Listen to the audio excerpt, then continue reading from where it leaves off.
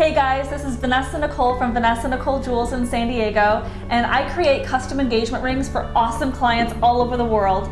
And what I want to talk to you about today is I have a client currently who brought in his own diamond because it was his mom's engagement ring. And I love working with heirloom diamonds, so that was really special. And he's specifically looking for a setting that is very delicate, a halo around the diamond with a very thin, delicate band. And I'm working on the computer rendering, and I showed him what it looked like, and he says, it's beautiful, but I just want to make sure that it's going to be very delicate and thin. And because if I created it up front in the computer rendering, the measurement that it's ultimately going to be, there's going to be no room for growing the wax, casting it, polishing it, setting it, final polishing it, and I have to go through all those steps to get to the final product. But if I didn't leave enough room for me to set, then I wouldn't have any, it would just be too thin and really too fragile, and it would fall apart, which is not what we want to happen. So come on, I'm going to show you how it works. Okay, so right now, this setting is going to be a little bit thick just because, like I said earlier, I need to have enough room to sand down and drill the holes for the setting and have high enough prongs that I can push over to secure the diamonds. So first, what I want to do before I even do the pre-polish is drill out holes with a 1.1 millimeter burr just to start the hole for preparing for the actual size stone. So I'm actually going to be using 1.3 millimeter diamonds on the shank here.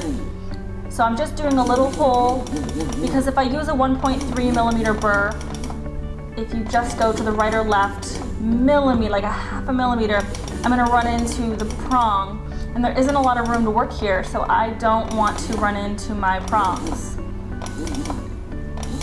Okay, so now I'm going to take another burr and actually drill out the full size of the hole. And I know the exact depth that I need to go for every single hole in order to keep these tables of the diamonds perfectly level. And this is a skill you develop over time, but it is so precise. And once you get it, it is just like, it's in you. You just feel it. Your body just tells you when to stop. And the final step that I take in preparing the setting before I do the pre-polish is using this cross burr and creating these beautiful little dips in between each of the prongs. And that is really going to lighten up and let air flow underneath the diamond, so nice light. And it's also going to catch a beautiful little polished light depending upon which way you tilt the ring, because this little dip is going to be bright polished.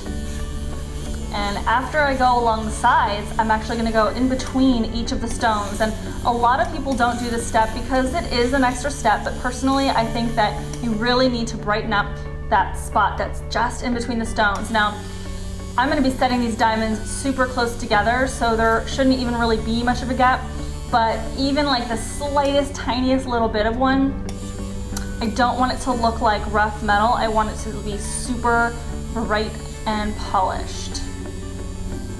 Okay, awesome. That looks so beautiful. It is already beginning to take shape and losing a little bit of that bulk that I know the client doesn't want to see. And the next step is going to be to polish it up and set the diamonds.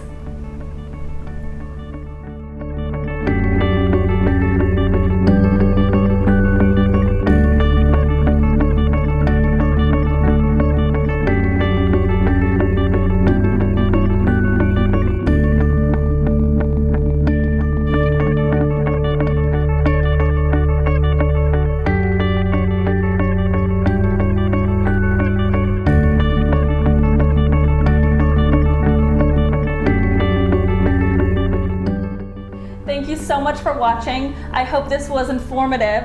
And this is Vanessa Nicole from Vanessa Nicole Jewels in San Diego. And if you would like your very own custom ring, I would love to work with you one-on-one to create your vision.